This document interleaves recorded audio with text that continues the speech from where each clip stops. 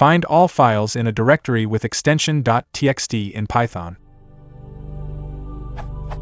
How can I find all the files in a directory having the extension .txt in Python?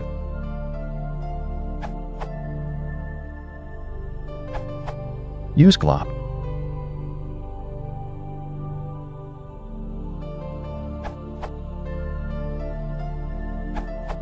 Something like that should do the job.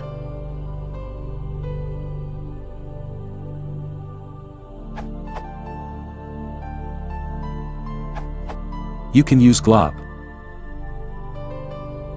or simply os.lister. Or if you want to traverse directory, use os.walk.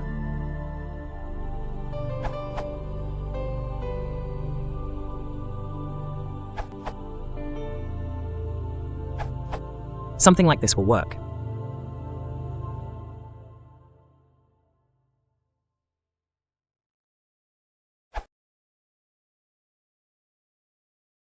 If you want to switch your quick select and try.